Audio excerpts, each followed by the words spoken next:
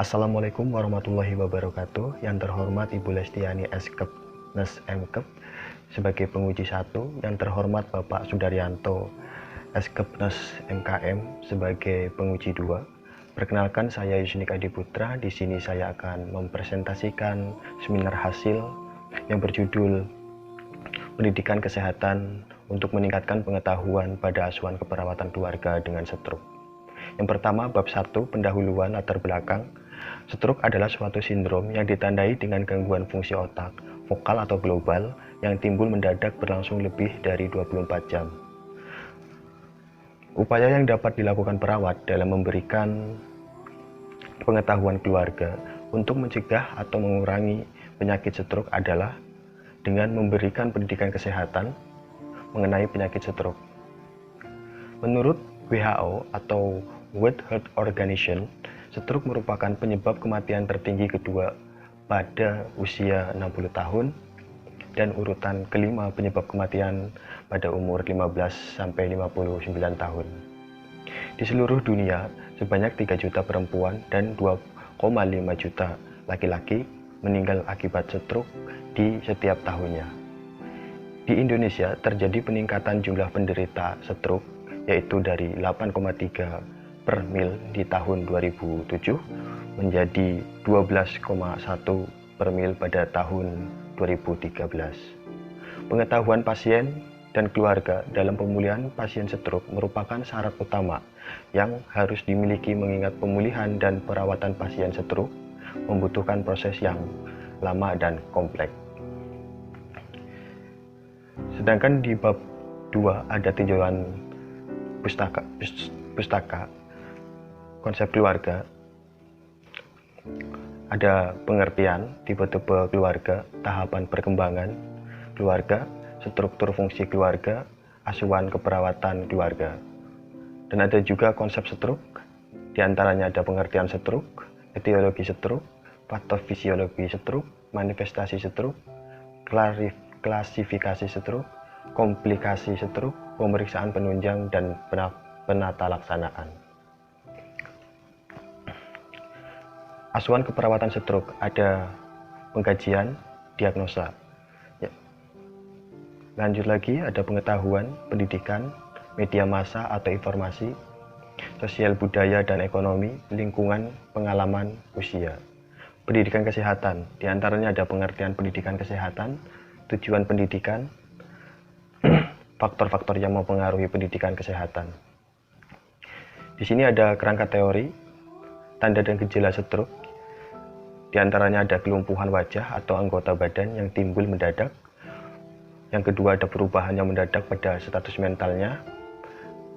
Ada afisia, dysarthria, bicaranya pelok. Ada ataksia dan vertigo.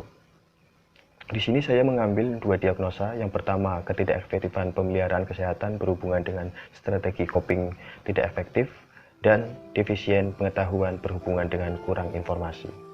Di sini saya melakukan pendidikan kesehatan agar keluarga pengetahuannya meningkat.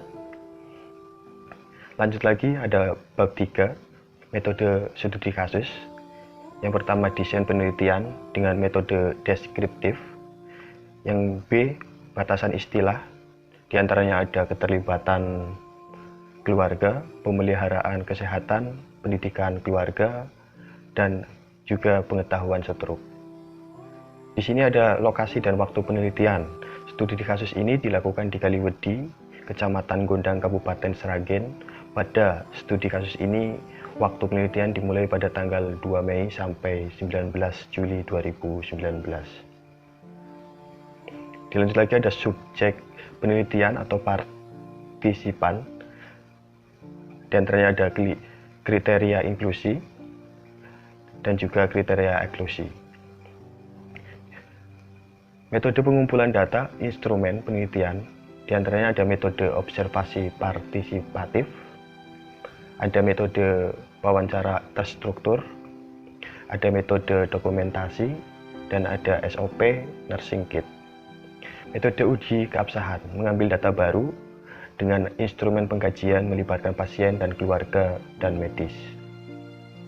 Lanjut lagi, ada metode analisa data, membandingkan antara hasil studi kasus dengan jurnal penelitian ataupun sumber-sumber lain seperti buku, skripsi, dan sebagainya. Selanjutnya dari hasil perbandingan tersebut akan ditarik ke sebuah kesimpulan yang nantinya dapat diujikan ulang oleh peneliti lainnya. Di sini ada etik studi kasus. Di antaranya ada autonomy atau informed consent, anonymity, confidentiality, beneficence, non-maleficence, dan veracity. Lanjut lagi di bab 4 ada hasil dan pembahasan. Hasil studi kasus penelitian dilakukan di Desa Ndimoro RT 16 Kaliwedi, Gondang Sragen. Secara pemerintah di Kecamatan Gondang terbagi dalam 9 desa dengan ibu kota kecamatan terletak di Desa Gondang yang juga merupakan sentra kegiatan ekonomi. Di samping itu tentunya kegiatan dari pemerintah, kesehatan, dan pendidikan. Hal ini disebabkan oleh sebagian besar sarana-sarana terletak di ibu kota kecamatan. Dari hasil pemeriksaan tanda-tanda vital yang dilakukan, tekanan darah 140/90 mmHg, nadi 80 kali per menit, dan suhunya 37 derajat Celcius, RR-nya 20 kali per menit. Nyonya S dan keluarga mengatakan belum mengetahui tentang penyakitnya. Keluarga Nyonya S mengatakan tidak tahu tanda dan gejalanya. Keluarga menanyakan penyakit yang dideritanya oleh Nyonya S. Pendidikan terakhir Nyonya S adalah tamatan SD. Keluarga tampak khawatir dan tidak tenang. Keluarga tampak bingung. Hal tersebut dikarenakan keluarganya belum mengetahui tentang penyakitnya yang diderita Nyonya S. Contohnya seperti apa yang dimaksud dengan stroke, apa penyebabnya stroke, cara mengenali stroke, apa akibat dari stroke, bagaimana pencegahan stroke, bagaimana perawatan stroke yang dilakukan di rumah pasca stroke. Dilanjut lagi ada rencana asuhan keperawatan. Yang pertama ada NOC. Setelah dilakukan asuhan keperawatan keluarga selama 3 kali 1 jam, diharapkan pengetahuan tentang pencegahan stroke bertambah dengan kriteria hasil. Yang pertama, keluarga mengetahui tanda dan gejala stroke. Yang kedua, keluarga mengetahui jenis-jenis stroke. Yang ketiga, keluarga mengetahui faktor-faktor penyebab dan faktor yang berkontribusi. Yang keempat, keluarga mengetahui faktor risiko gaya hidup, faktor risiko genetik. Dan selanjutnya ada keluarga mengetahui manfaat mengurangi faktor risiko, dan keluarga mengetahui panduan pencegahan stroke. Di sini ada NIC. NIC-nya adalah target sasaran pada kelompok berisiko dengan rentang usia yang akan mendapatkan manfaat besar dari pendidikan kesehatan. Tentukan pengetahuan kesehatan dan gaya hidup perilaku saat ini pada individu, keluarga, atau kelompok sasaran. Bantu individu, keluarga, dan masyarakat untuk memperjelas keyakinan dan nilai-nilai kesehatan. Hindari penggunaan teknik dengan menakut-nakuti sebagai strategi untuk memotivasi orang agar mengubah perilaku kesehatan atau gaya hidup.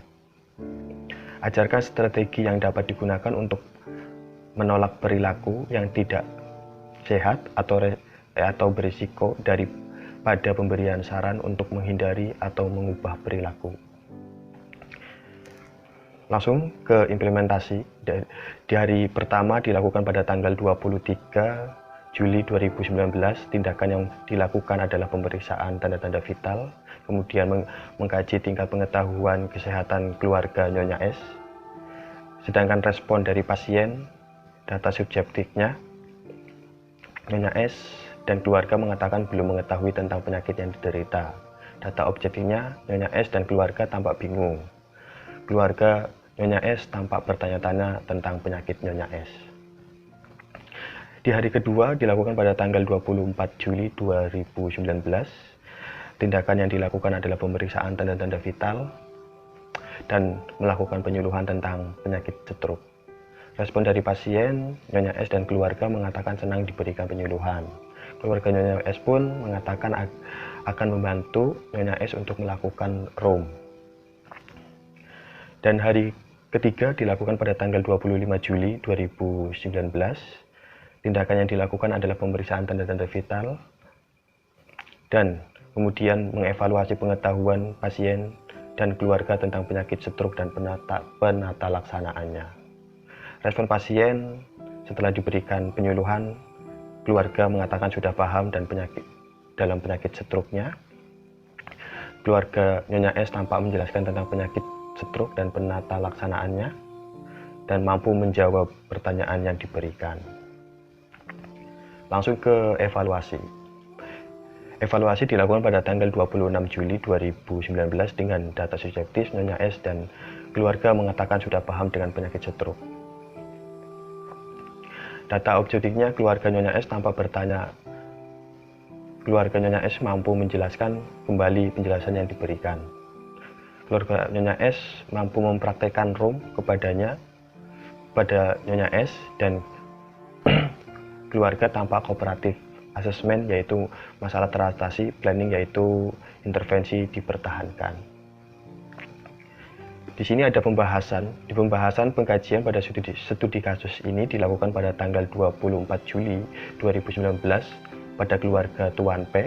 Pengkajian dilakukan selama 3 hari. Pengkajian dilakukan menggunakan metode wawancara, observasi dan pemeriksaan fisik, dan hasil pengkajian didapat data sebagai data subjektif yaitu Nyonya S dan keluarga mengatakan belum mengetahui tentang penyakitnya. Keluarga Nyonya S mengatakan tidak tahu tanda-tanda dan gejala penyakit yang dideritanya. Keluarga Nyonya S mengatakan tidak mengetahui cara merawat Nyonya S. Data objektif yaitu keluarga menanyakan penyakit yang dideritanya dan keluarga tampak khawatir dan tidak tenang. Menurut Zuliha 2008 mengungkapkan bahwa tujuan dari pemberian pendidikan kesehatan adalah dapat meningkatkan pengetahuan dapat meningkat dengan menggunakan metode pendidikan kesehatan yang efektif dan efisien.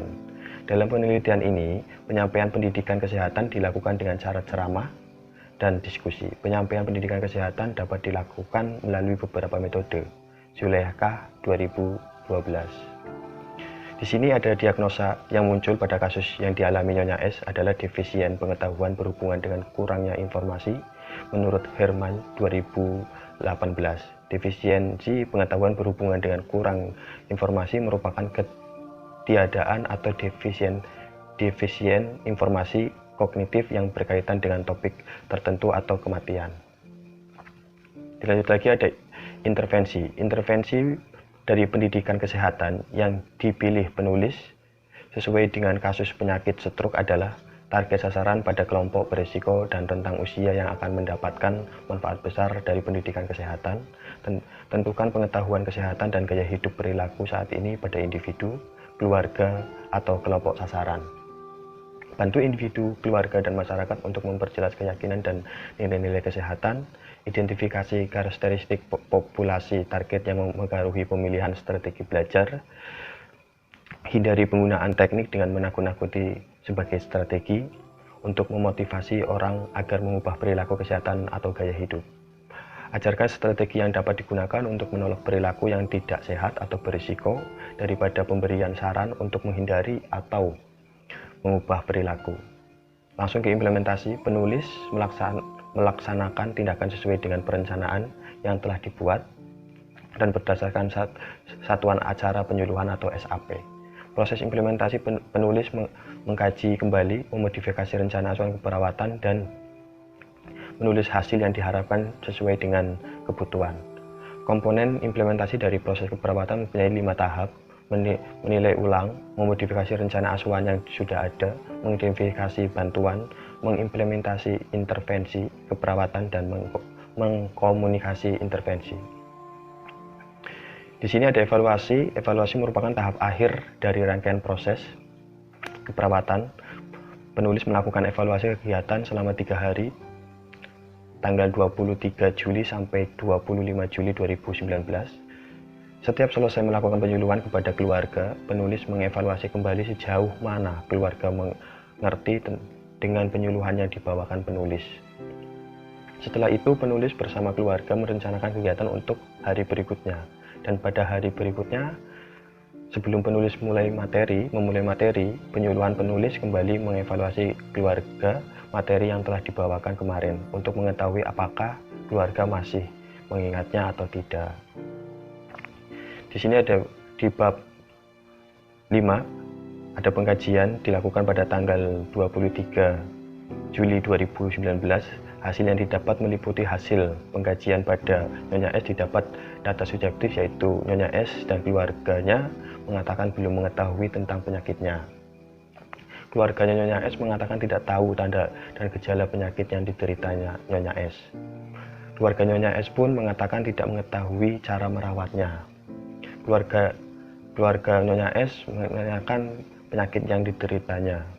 Diagnosa keperawatan yang muncul pada Nyonya S adalah defisiensi pengetahuan berhubungan dengan kurang informasi. Intervensi yang dibuat pada diagnosa asuhan keperawatan keluarga pada Nyonya S sebagian besar sama dengan intervensi yang ada pada teori. Untuk perencanaan, penulis mengambil intervensi terkait sumber daya tidak cukup. Implementasi dilakukan sesuai dengan intervensi yang ada pada kasus keluarga Nyonya S, meliputi penyuluhan dan terapi latihan room. Evaluasi yang didapat pada klien terpenuhi sesuai yang diharapkan pada hari ketiga, pengetahuan yang dialaminya dan keluarga dapat meningkat dan respon klien baik. Pendidikan kesehatan tentang stroke dapat meningkatkan pengetahuan pada asuhan keperawatan keluarga dengan penyakit stroke yang ditunjukkan dengan adanya peningkatan pengetahuan pada Nyonya S dan keluarganya. Sekian presentasi dari kami. Assalamualaikum warahmatullahi wabarakatuh.